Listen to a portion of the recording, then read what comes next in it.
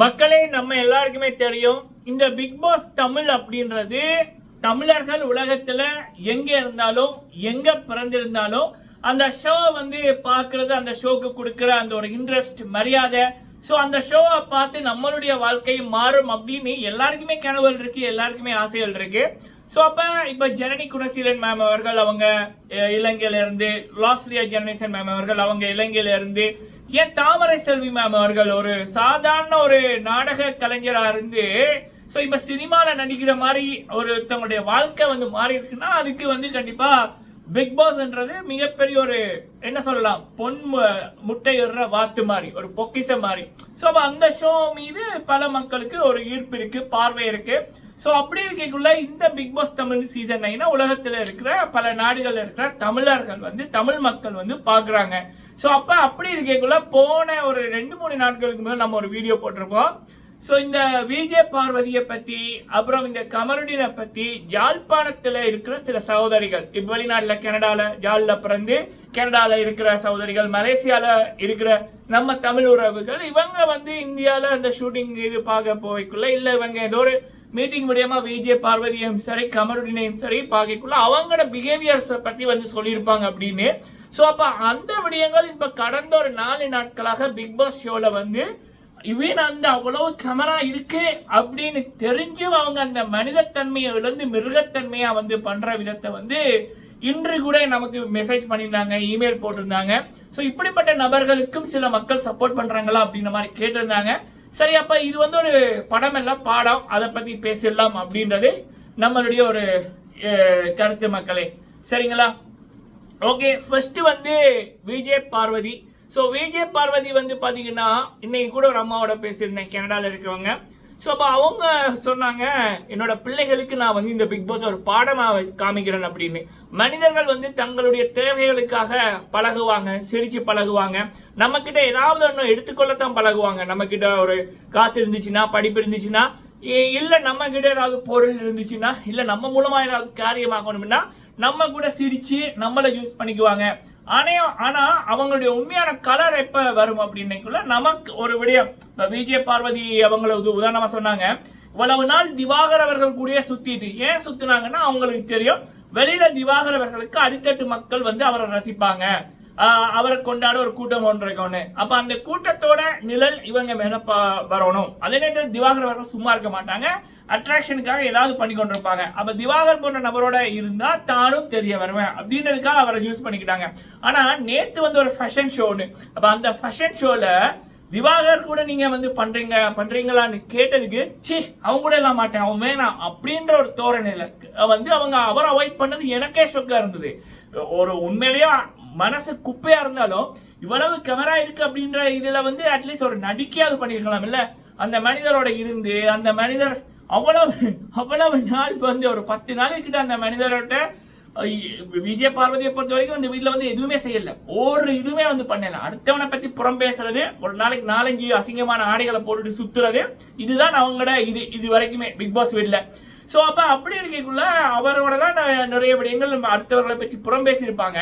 ஆனா அந்த மனிதரோட நான் வந்து பண்ண மாட்டேன் அப்படின்னு காரணம் என்னன்னா அவங்களுக்கு வந்து ஒரு இமேஜ் ப்ராப்ளம்.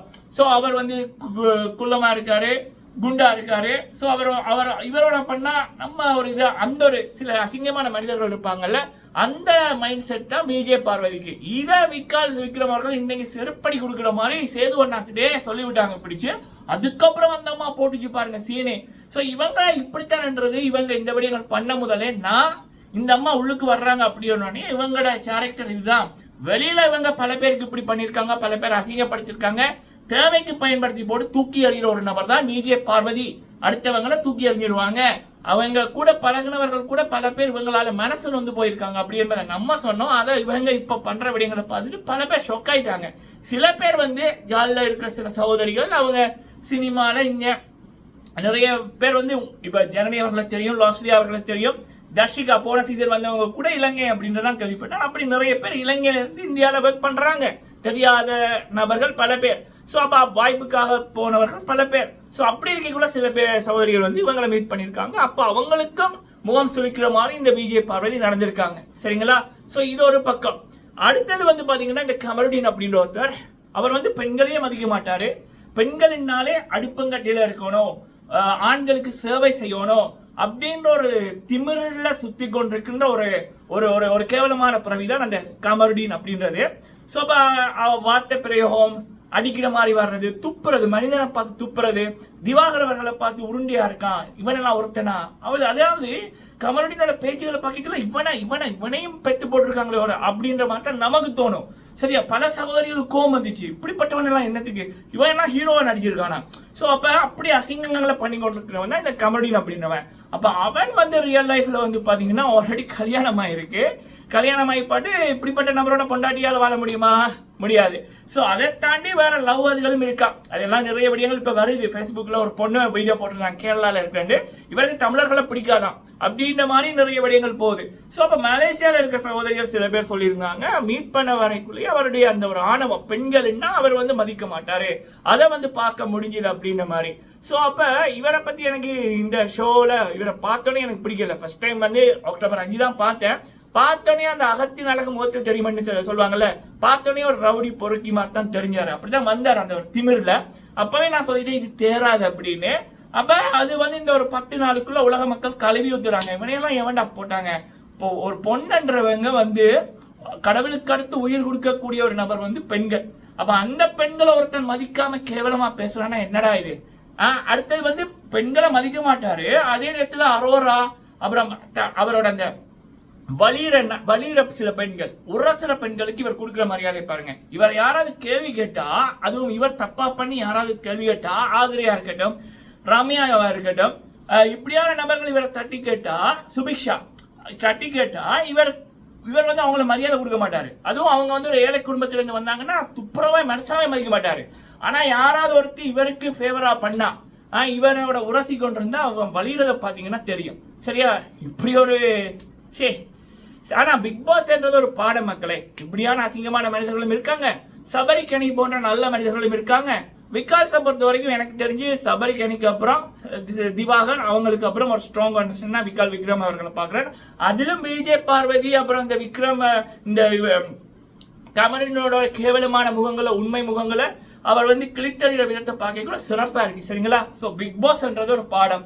அது சின்ன குழந்தைகளுக்கும் சரி, பெரிய மனிதர்களுக்கும் சரி, ஒரு பாக்கைக்குள்ள மனிதர்கள் இப்படியும் இருப்பார்கள், என்னென்ன சிச்சுவேஷன்ல எப்படி நடந்துக்கணும் அப்படின்ற பல விடயங்களை படிப்பிக்குது. அந்த ரீதியில இந்த பிக் பாஸ் தமிழ் சீசன் 9 இந்த ஒரு 10-12 நாட்கள்ல இப்படியான மனிதர்களையும் காமிச்சிருக்கு. அதை பார்த்துட்டு வெளியில இருக்கிற பல சகோதரங்கள் நம்ம கூட இவங்களை பத்திய எக்ஸ்பீரியன்ஸையும் ஷேர் பண்ணது வந்து நல்லதுதான். சரிங்களா? ஸோ எனக்கு தெரிஞ்சு கமெண்ட் எல்லாம் வந்ததுக்கு அப்புறம் பிக் பாஸ்க்குள்ள போய் பல பேர் காணாம போயிருக்காங்க. இந்த ஆளெல்லாம் பிக் பாஸ்க்கு வரும்போதும் பல பேருக்கு தெரியாது, பிக் பாஸ் முடிஞ்சதுக்கு அப்புறம் தெரியாம தான் போகும். சரிங்களா? ஸோ இது வந்து ஒரு படிப்பின மக்களே. ஒரு பெண்ணினம் என்ன சிச்சுவேஷனா இருந்தாலும் நீ அந்த ரவுடித்தனம் பொறுக்கித்தனத்தை காமிச்சன்னா நீ எல்லாம் குப்பைக்கு தான் சமம். நன்றி.